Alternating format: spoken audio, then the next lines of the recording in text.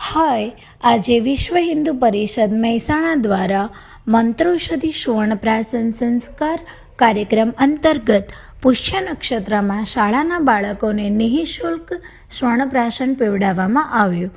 આ સ્વર્ણપ્રાશન પીવાના ફાયદા ખૂબ જ છે.